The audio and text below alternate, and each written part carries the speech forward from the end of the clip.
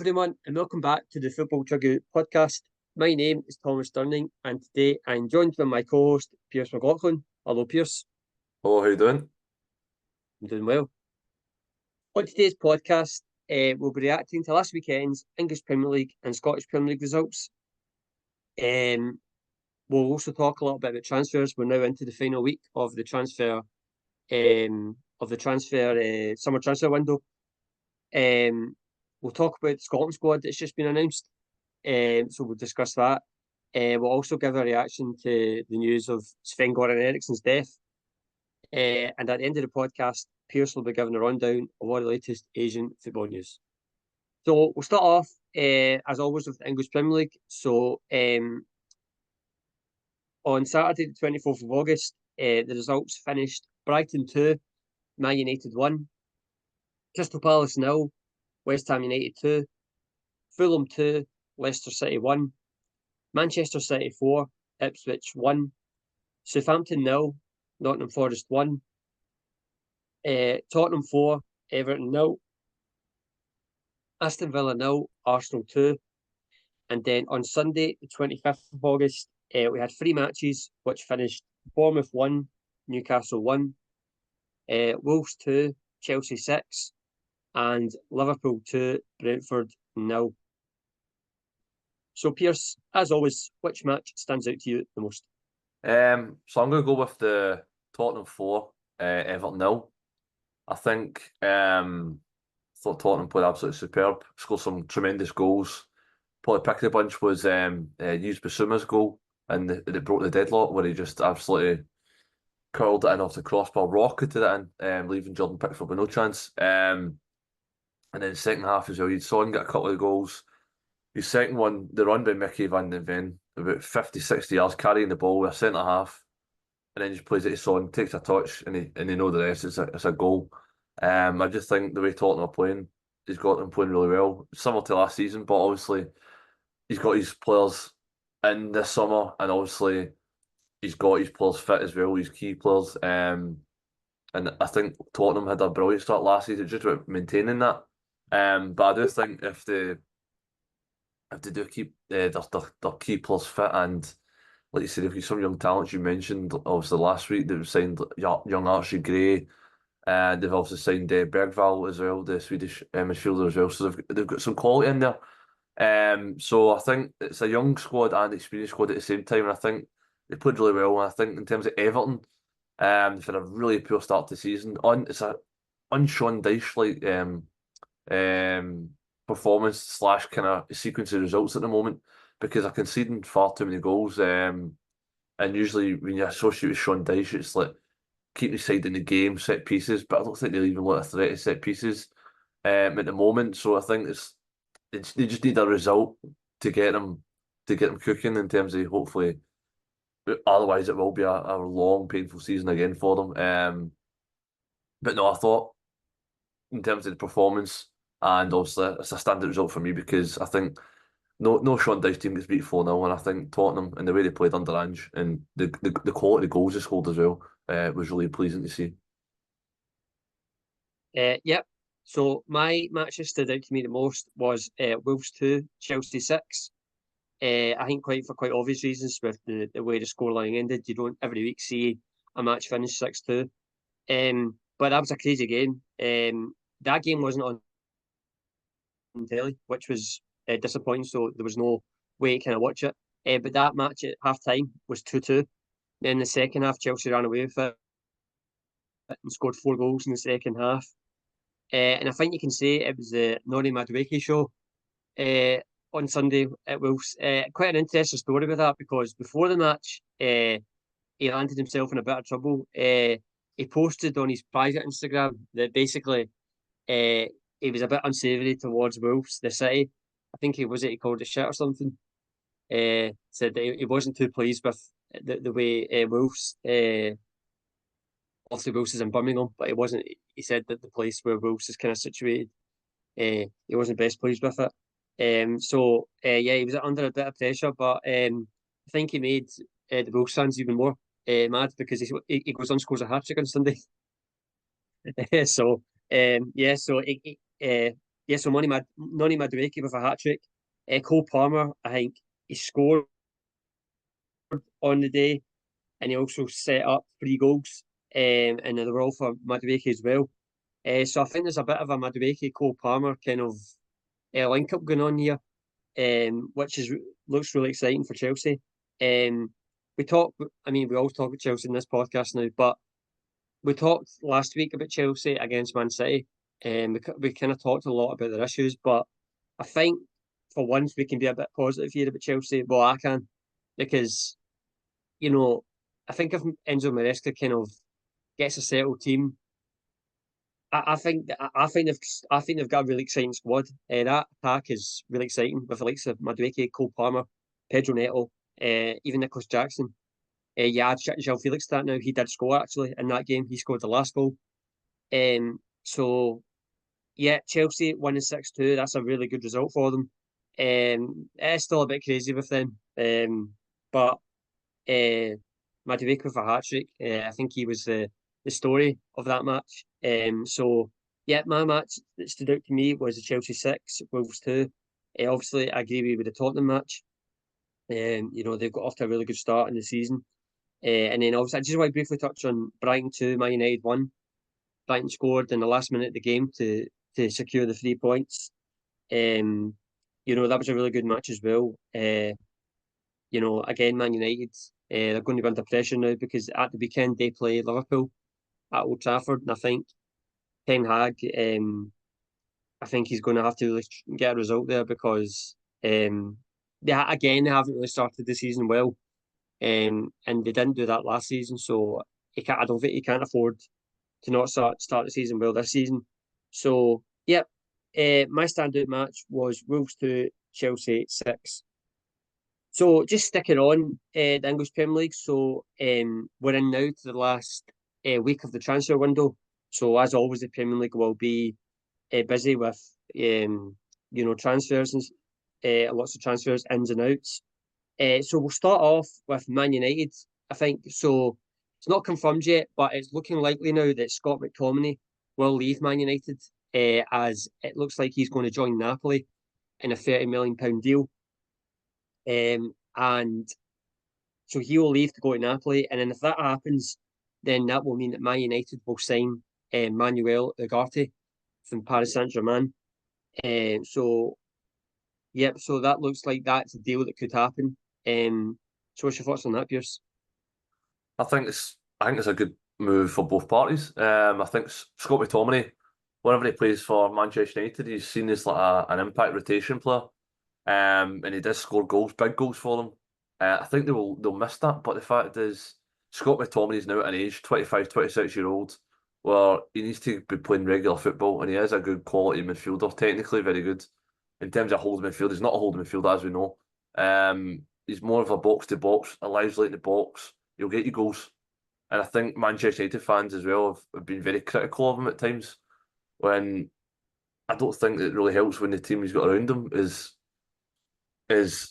reckless as it is in terms of shape and out of possession. A lot of players don't track back, so I think he was kind of like a scapegoat for a lot of Manchester United fans. And I think in terms of Man United signing a holding midfielder to go in either instead of Casemiro or alongside Casemiro to offer that more solidity, I think it's a really good signing. I don't know an awful lot about Manuel Ugarte. I know he played for Sporting Lisbon, then went to Paris last summer, but I've only seen him. I don't really watch Paris Saint-Germain games, so I've only seen him for the national team of Uruguay. And for what I've seen, he looks a very diminutive, hard-working, robust midfielder that does the dirty side of the game very well. So I think that's a bit what Manchester United need. They need more solidity in the back line to protect their centre-halves and their full-backs, because I think at times Man United are very open and they're very exposed. And I think he offers legs as well, and I think that's something Casemiro lacks at this stage of his career. No matter how good he is in the past, as we know, he's getting a bit older now, and he looks as if he's a bit cumbersome to get out in the park. So I think in terms of both parties, I think it's amazing to see another Scottish player in Italy, because we've seen Ferguson, Josh Doig, Aaron Hickey in the past go over there and do well. So I think it's just another, and also Shea Adams as well recently for Torino, scored at the weekend as well. So he's off to a flyer over in Italy as well. So long may it continue, young Scottish talent or even experienced Scottish talent go over there and perform well. And I think Italy will suit him well, and I think he'll enjoy the lifestyle. And I think he maybe learn a different side to the game. And I think he'll play a more important role for Napoli. And I think Napoli as well will probably the challenge in terms of Europe and stuff like that in the league and the cup. So I think he's potentially to win more silverware than he is at Napoli than he would at Manchester. So I think maybe for all parties, it's a good bit of business. Yep. I don't understand the move, to be fair. I think Man United will be, you know, I think for Scott McTominay, I think it's quite an important Man United player. I think it's quite a surprise, to be fair, to see him moving if it is going to happen. Because I think he's an important player for Man United. He gets a lot of criticism, from the Man United fans, but he's come through the academy. Um, and last season he was one of the top scorers. He scored a lot of important goals for them last season. Coming off from the bench especially. He was kind of scoring goals for them to either win the game or I think last season there was a game, I think it was against Brentford at Old Trafford, and he scored 2 90-minute goals to win them the match 2-1. So that just goes to show how important he is. So for Man United, I'm quite surprised that they're kind of willing to sell him, because I think he's an important player for them. Especially coming off the bench. But maybe he's looked at it and thought that he wants to play more. Maybe at Napoli he's been promised that he'll be a crucial player for them. He'll start the majority of the matches, and maybe in his own mind he might just think it is time for something different and to experience a new league. So, and he's also that was a good point made there as well. He might have looked at the Scottish players that have gone over there, like Lewis Ferguson and Aaron Hickey, and how successful they've been going over there. So, yeah, he might have looked at that as well. But I'm quite surprised at that one. I think Man United might be left to rue that decision later on in the season, because I think he's a really good player. And then Ugarte, I think it is a good move for Man United. It hasn't really worked out at PSG for him. He moved to PSG last summer from Sport Lisbon for quite a big fee. He has that kind of, I think he's that kind of sitting midfielder, and he can get about the pitch well. And I think that's the kind of play that Man United need at the moment in the middle of that pitch. And he's desperate to move. I think he's been really, really keen to move to Man United for quite a while now. Yeah, it's good for the player and good for the club. So that'd be an interesting one. And yep, that's another one for Ten Hag if he gets him in. So he's been really heavily backed, Ten Hag, this transfer window. So I think we're going to have to, for Ten Hag, he's going to be under pressure now, because he has been backed by the club. So he's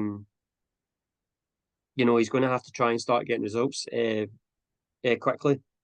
Same that way. Remember Ole Solskjaer in his last season? He get heavily backed in terms of signing Varane, Ronaldo, and Sancho. Never worked, and he gets sacked before Christmas. Solskjaer, yeah. Solskjaer. So I think it's that sort of he kind of escaped. In terms of the end of last year, because we all knew that Manchester United behind the scenes were in turmoil and they were kind of considering getting rid of him. But now that he's been heavily backed this summer, I think, like you say, he will be under a bit more scrutiny and a bit more pressure if it doesn't get results. So it starts taking a really bad turn of results. No, I totally agree. He's been given a new contract. He got given a new contract this summer as well. So the Man United board they're certain that he's the right man to get into the results. So, he has to because last season it wasn't good enough for Man United. So, he has to have a successful season this season, and if he doesn't, then I think his job could be in danger. So yeah, that's Man United. So just before we move on, just quickly mention Liverpool. So they've had a really, really quiet window, but it's looking likely that they're going to sign a couple of players. So it's not confirmed yet, but the Valencia goalkeeper, Mamardashvili, looks like now he's going to join Liverpool. So he'll join Liverpool, but he will not join up with Liverpool until next summer. So he'll stay at Valencia this season, and then he'll join up with Liverpool next season. So I think that could be something to do with Alisson. I'm not sure that might suggest that this could be Alisson Becker's last season at Liverpool, because we all know that Mamadou he's the top goalkeeper. He's one of the best goalkeepers in La Liga. So maybe that's looking likely that he's coming to Liverpool to be their number one. I'm not sure. But yeah, Mamadou. And then I just want to get your thoughts on this one, Pearse, about Federico Chiesa. So it's been kind of reported by Fabrizio Romano that Liverpool are interested in the last few days of this window to try and get a deal done for Federico Chiesa. So he's out of the squad for Juventus. Thiago Motta has told him that he's not part of the plans. So he is looking for a new club, and it's looking likely at the moment that it could be Liverpool. So what's your thoughts on that? Well, I think Juventus are getting a bit of turmoil. I think that the amount of players that have put up for sale, they've released, or they've told they're not wanted in the squad is kind of ridiculous, considering they were a lot of key players last year. And I think the fee being touted for Chiesa is really low. He is only 26 years old. I think he's a quality player. He has suffered injuries the last couple of seasons and not really hit the heights he did. Because obviously we've seen how good he was at the Euros for Italy. He was the key man. And when he was putting alongside Cristiano Ronaldo at Juventus, he was electrifying him and Dybala. It was a really frightening front line. And they paid a lot of money to Juventus for him. Like, they got a 2-year loan, but they paid installments up to, I think it was up to like 60 million euros. So he was highly sought after.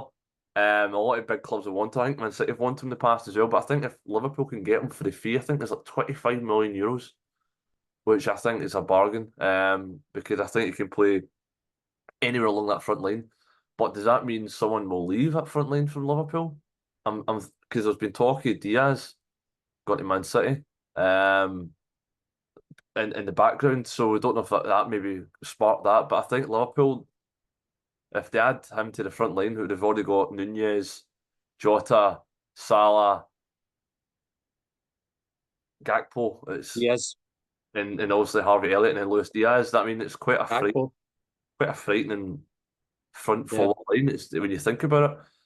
But also I'd like to mention as well when you talk about Liverpool next summer, Salah, Alisson, and Virgil van Dijk's contract will be expired. So I don't know if that's Alexander-Arnold as well. Alexander-Arnold as well. So I don't know if Liverpool will want to renew all those contracts or any of them will want to leave just on a free. So I think maybe Liverpool are forward planning a little bit.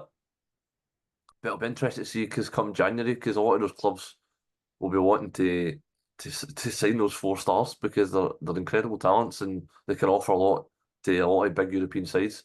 But I think Liverpool's main business, although they've not signed many people, it will be to keep their key players. If they keep these 4 key players, or even at least 2 or 3 of them, then they'll still keep that continuity, and I think they'll still be strong. But if they lose all 4, that's massive for next season.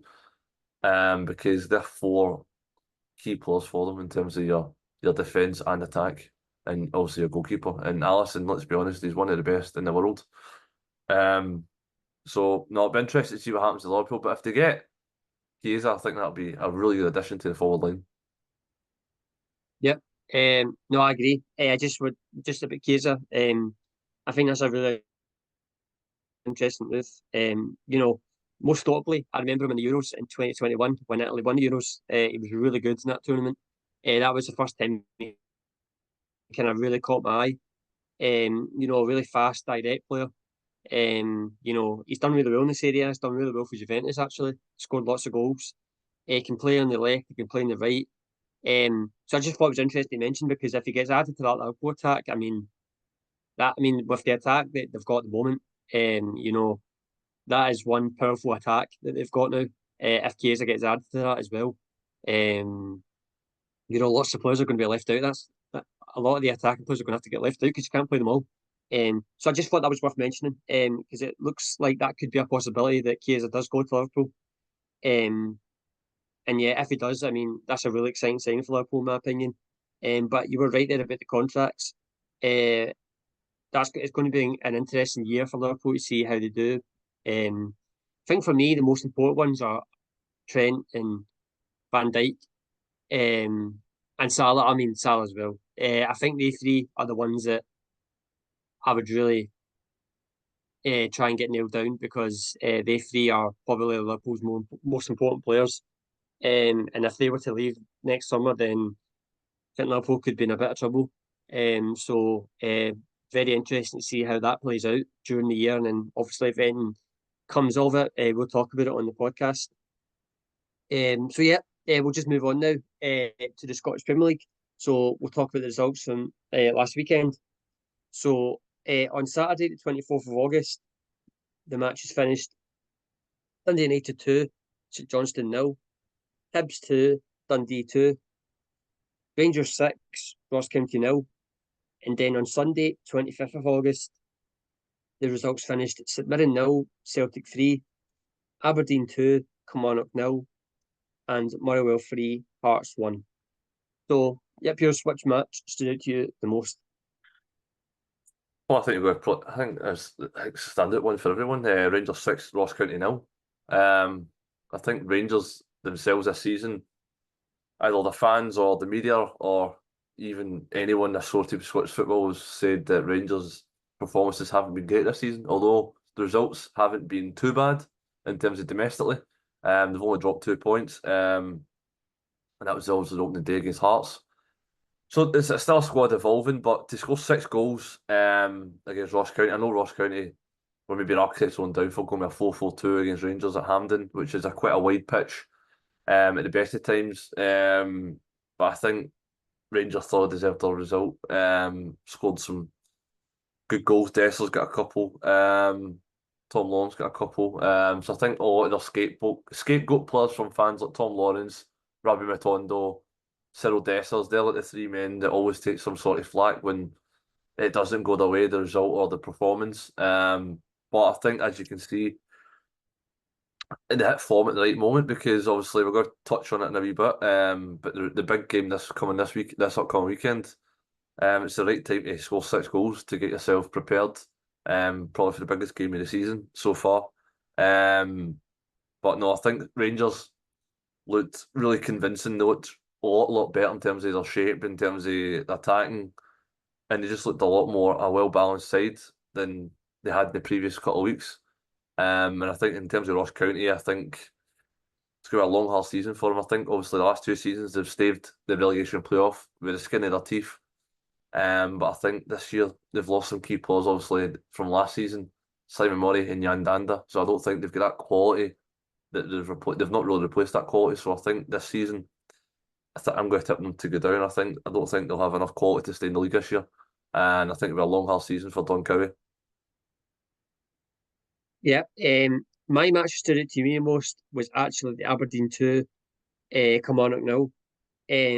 Firstly, Kilmarnock's a really tough match, so for Aberdeen to win that at 2-0 was expressive. But the fact that they've won every game this season so far in the league, so that's 3 wins out of 3, 9 points. They're scoring quite a few goals as well during that time. We've talked previously on the podcast about Aberdeen, especially last season, and the issues that they've had. But they just seem to be, quietly under the radar at the moment. Won all their games so far, 9 points out of 9. Topped it off at the weekend there with another impressive victory. And on top of that, they announced last week that they signed Kevin Nisbet on loan from Motherwell, so he's their replacement. Obviously, I think for Bojan Miovski. And if they can get Kevin Nisbet scoring goals, because he's obviously got a good track record in Scottish Premier League, so if they get him scoring goals, then I think Aberdeen are going to be in for quite a good season. I think their style of play is different as well. It's much more high pressing. The ball's on the ground a lot more. Quite a lot of more passes. So yeah, I think for Aberdeen, I think under Jimmy Tellin, I've just got a good feeling about them. I think they're going to be in for a much better season. So that match stood out to me the weekend. Obviously, you were mentioned there about Rangers winning 6-0, quite an impressive victory. Considering all the difficulties they've got at the moment, the fact they're away from Ibrox. And then obviously Celtic winning comfortably 3-0 at the weekend. Another comfortable victory for them, and then that sets up nicely for the game on Sunday. we'll talk about that next week on the podcast. Obviously the result. We'll go into a lot more detail about it. But that's obviously the first derby of the season. It's always a big one. We'll talk about that next week on the podcast to see how that match ended. So we'll talk about transfer news in Scotland. So there's quite a few bits to talk about. So the big one was it was announced yesterday that Celtic midfielder Matt O'Reilly has left to join Premier League club Brighton. He leaves for a Scottish transfer fee, Scottish transfer record fee. So it's 25 million plus add-ons, which takes it up to 30 million. Matt O'Reilly leaves Celtic to go to Brighton. What's your thoughts on that, Pearse? I think it's a fantastic move for him. I did think he'd maybe go to a bigger club, but I think in terms of the style of football and the platform playing the Premier League and the way Brighton are run, we touched on it last week in the podcast. Brighton are probably one of the best run clubs in the Premier League. So I think he'll fit in there seamlessly. And Brighton always develop and sell players on for a profit. So I think, again, he could, in my opinion, I think he will go into another level. I think he'll go beyond Brighton. I think he will get to a league club. So I think maximum he'll be there 18 months to 2 years. And I think he'll smash the Premier League in terms of his performances, his goals, his assists, and under that new manager.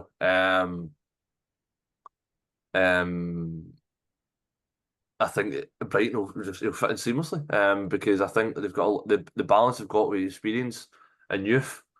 And like you said, they beat Manchester United at the weekend.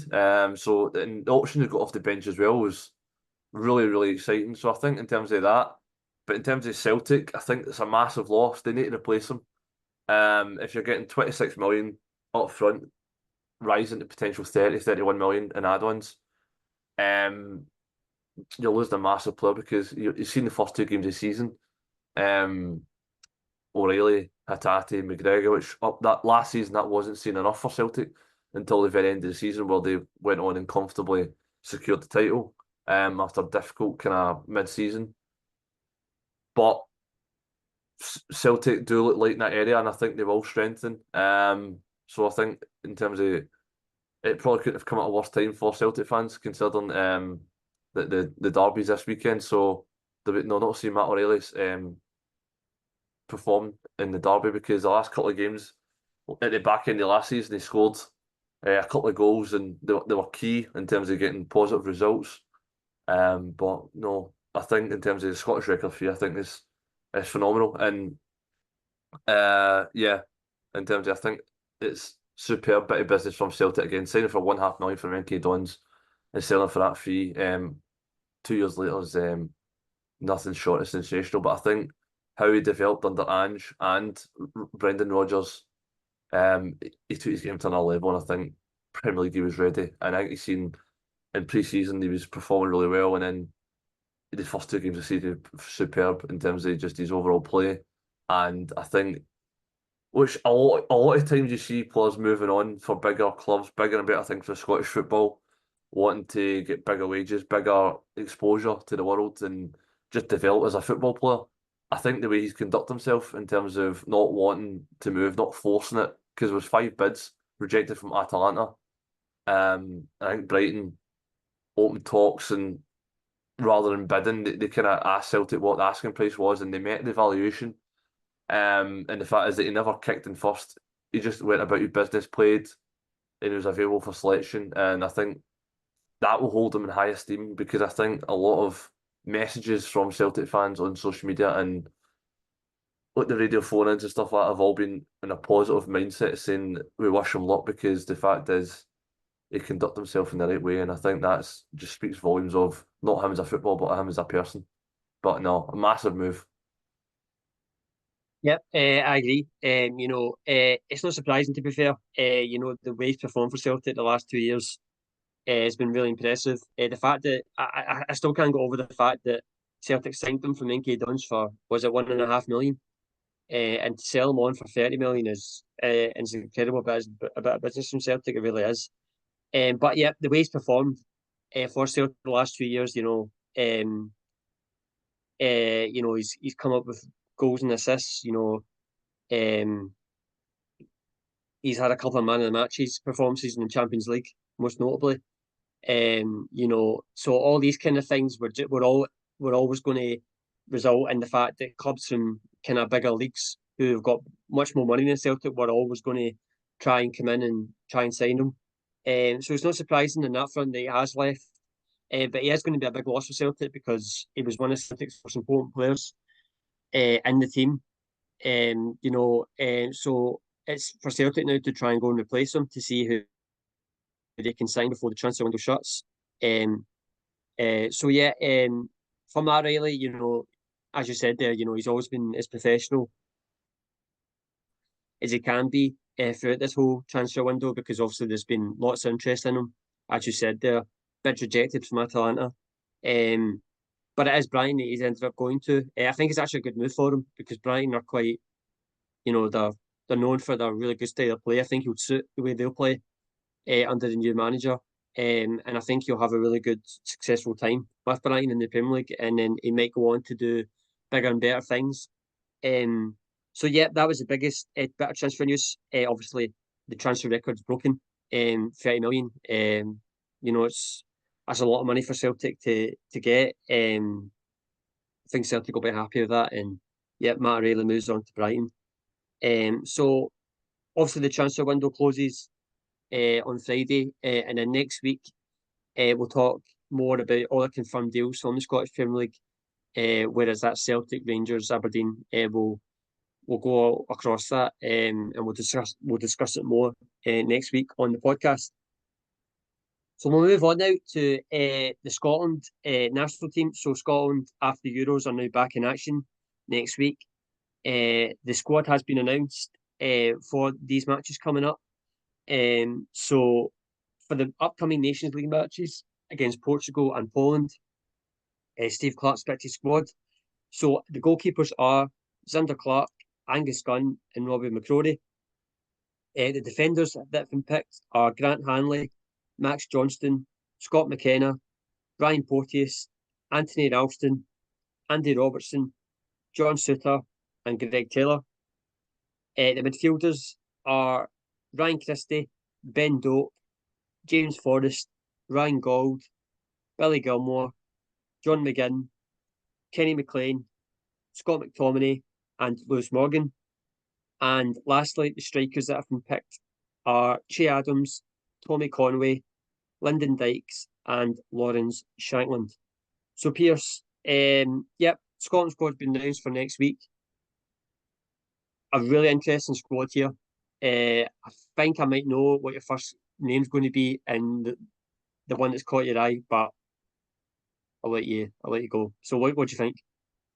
Oh, it's Robbie McCrory, kidding on. No, it's definitely Ryan Gold. Yeah. His first call up and first cap in 10 years. I think it's really important because I think he's matured in that time, and I think he's probably been deserving of been getting a call up in the last couple of seasons. He's been performing massively over in Canada in the MLS for Vancouver Whitecaps. He's a captain, and whenever I see clips online or MLS matches, he's always getting a goal or assist, or he's involved in positive play. And I think he's really matured as a player. Because not too long ago he came back on loan to Hibs in the SPL and it didn't work out for him. So maybe played a factor in maybe not getting called up. But as you can see, Lewis Morgan's getting the squad from playing in the MLS, performing well. So maybe that's been in part of Steve Clarke's thinking. But in terms of his performances at club level, he couldn't do any more to get called up. And I think with McGregor retiring from national duty, I think they're looking for different solutions at midfield, and I think he will certainly give you that. And it's great to see Lyndon Dykes back in the Scotland squad in terms of following his injury, because I think we missed him massively at the Euros. And obviously young Max Johnson, former Motherwell fullback, because we've still not got Patterson or Hickey available. So, and obviously Ross McCrory never got any game time at the Euros. So I think Max Johnson's probably a better option in terms of an actual natural fullback. And he's over in Austria at the moment, playing well. So We also got abroad, so it's in terms of the Scottish squad, it's quite exciting. Some surprise selections and some the usual suspects, but I think all in all, it's a pretty attacking mind, and it's good to see James Forrest still in the squad, and Ryan Doak back, Ben Doak, sorry, back in the squad. So I think it's very attacking minded Scotland squad, and I think it's going to be exciting to watch. Yep. So my thoughts on the squad. Once again, really, really interesting squad. Obviously, the number one standout is Ryan Gold. His first call up for the Scotland squad in 10 years. You know, I think all Scotland football fans know about his history.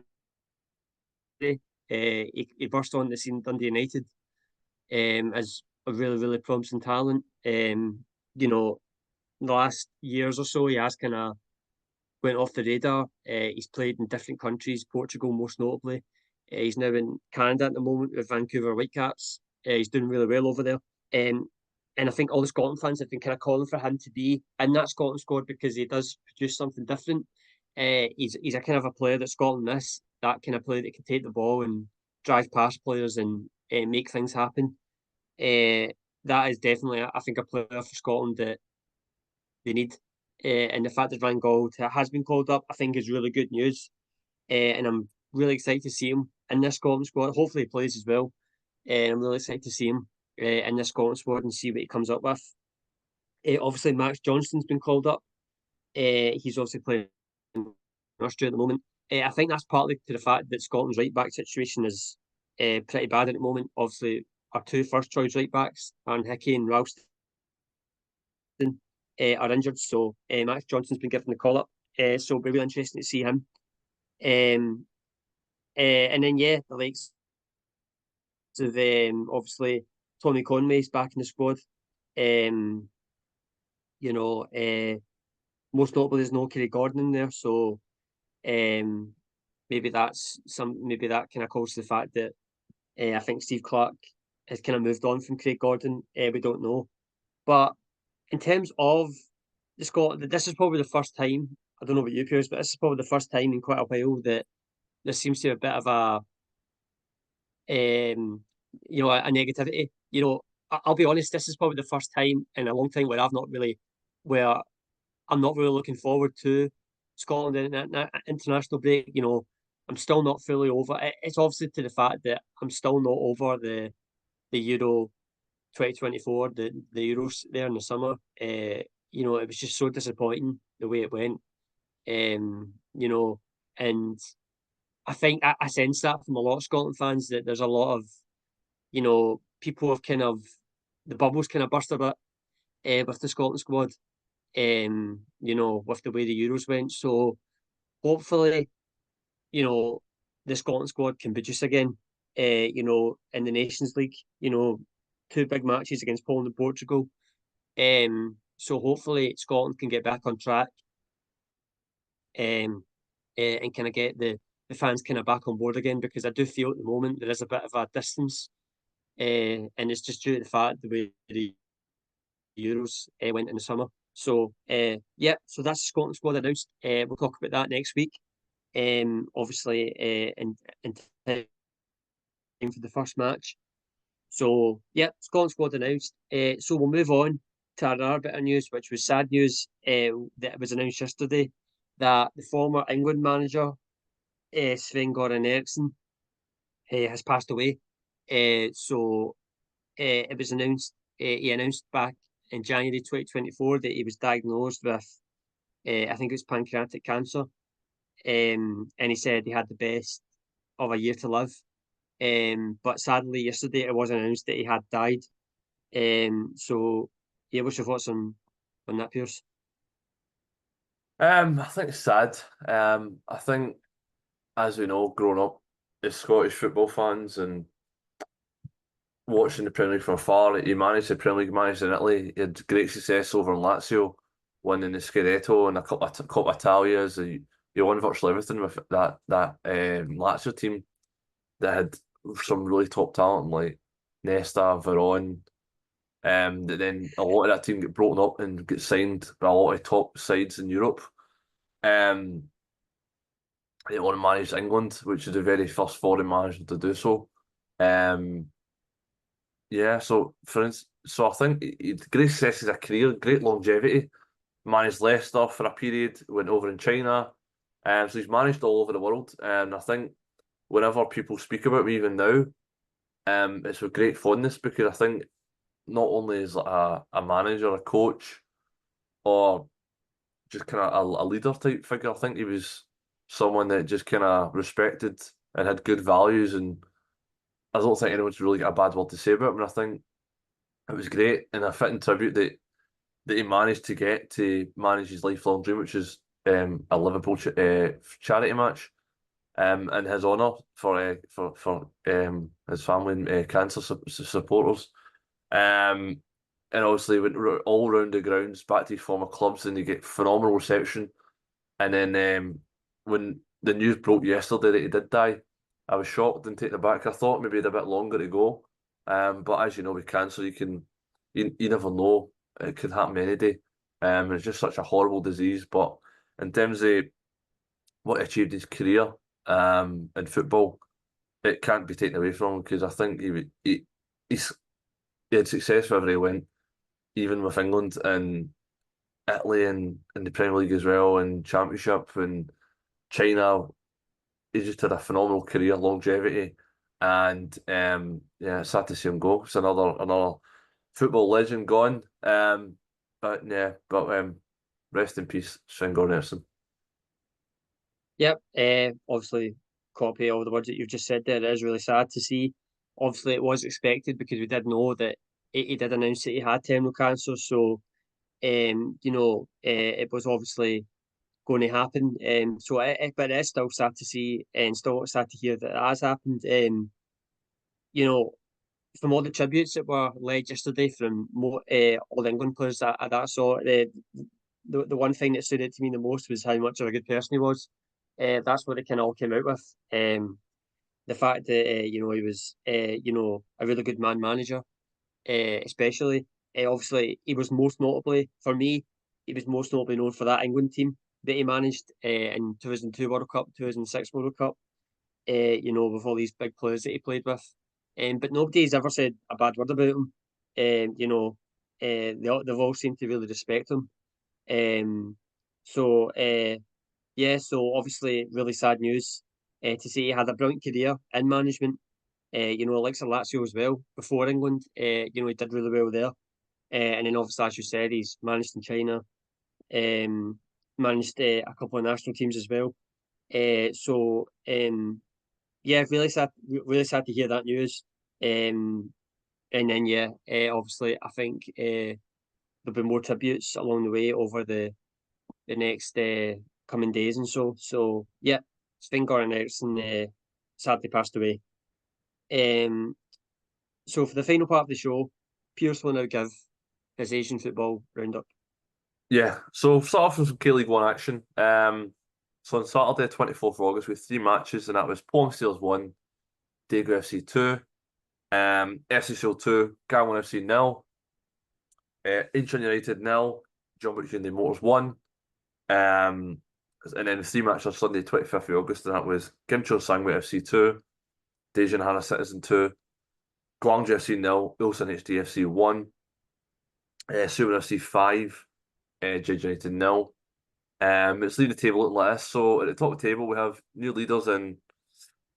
Oh, still Gangwon, still top of the table. But as you can see, that Ulsan's now up in second position. Gimcheon was leading the way for a long time, virtually since the first week, and in the last couple of weeks have fallen away. Now they've went from first all the way down to fourth, but it's still very tight at the top of the table because we've got Gangwon at first, 50 points. Second, last season's champions and the previous season champions before that, Ulsan HD FC on 48 points, and then two sides on 47 points, and that's Suwon FC in third position and Gimcheon Sangwon on 47, separated by just 3 goals. But as you see, it's very tight at the top of the table, and the title race is well and truly on in the K-League 1. So in terms of the bottom half of the table, it's just equally as tight. Incheon United are now rock bottom. They dropped down and following the result of the weekend, losing to Jeonbuk Hyundai Motors, which is a 6-pointer because Jeonbuk were kind of cut adrift a little bit, but have picked up results recently. and they've now moved from 12th all the way up to 10th, and they've got themselves a fighting chance to potentially stay in this division. And it's going to be really exciting because we've got Incheon United 12th on 28 points, Days United Citizens 11th, 28 points, separated by just 2 goals. And then Jumbix Union Motors 10th position on 29 points, and then 9th position just outside the relegation places. We've got Diga FC on 30 points. So as you see, 4 sides separated by just 2 points. So it's really tight at both the bottom half and top half of K League One. So in terms of J League One, Saturday, 24th of August, we had Gambo Osaka 2, Avispa Fukuoka 2, Kutasanga FC 3, FC Tokyo 0, Shonan Bellmare 0, Nagoya Grampus 1, Urari Diamonds 1. Well, Urari Diamonds and the Kawasaki Frontale match was postponed due to bad weather conditions. So that'll be played at a later date, and according to Japanese football calendar. So we'll have to find out, and we'll keep updated when that match will be rescheduled for. So Yokohama F Marinos 4, Ceres Osaka 0. So Sunday the 25th of August, we have Tokyo Verde 2, Cashew Antlers 1, Sanfrecce Hiroshima 2, Kashiru Sol 0, Alberts Nagata 0, SC Musita Gelvia 0, and Jubilawata 0, Hoikuro Console Sapporo 2, and Vissel Kobe 2, Sagan 2, 0. So let's leave the table looking like this. Very tight at the top half of the table. We've got the SVG Zelvia still at this stage of the season, which is remarkable, still leading the way, 54 points from 28 matches.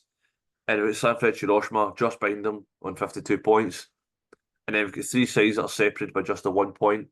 And that's Vissel Kobe, who occupy that third and final top 3 position on 49 points.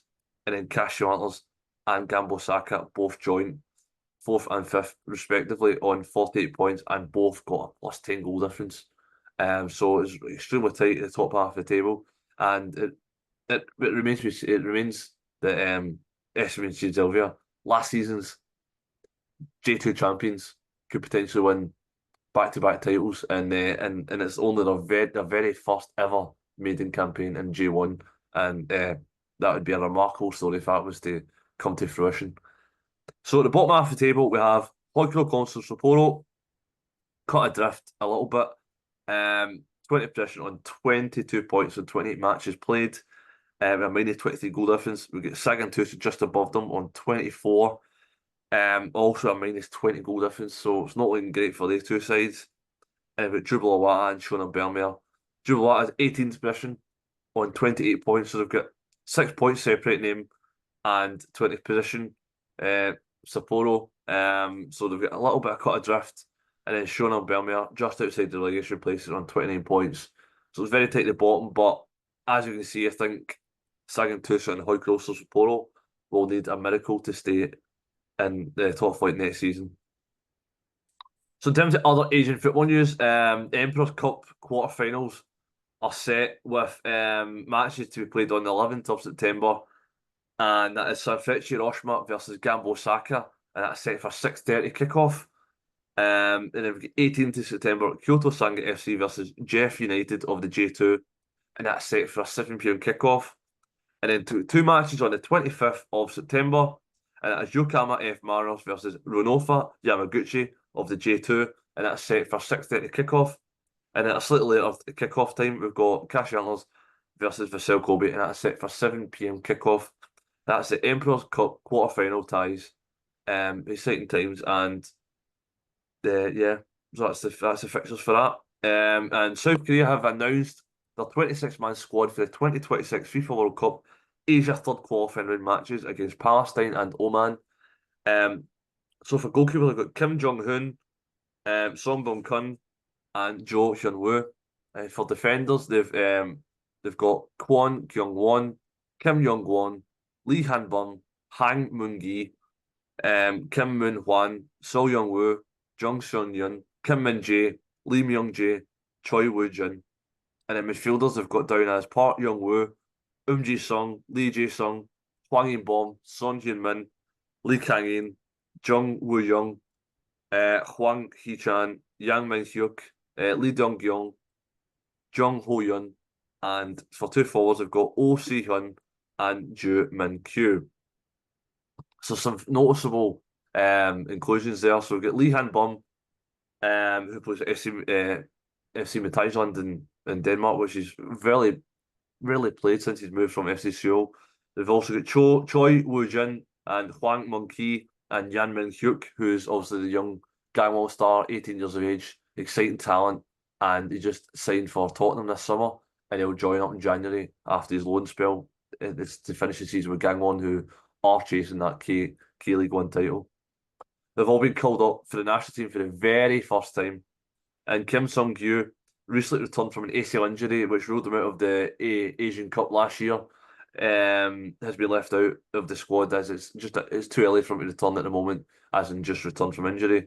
So he'll probably be back in a later squad. And Ji-sung, Gwangju FC,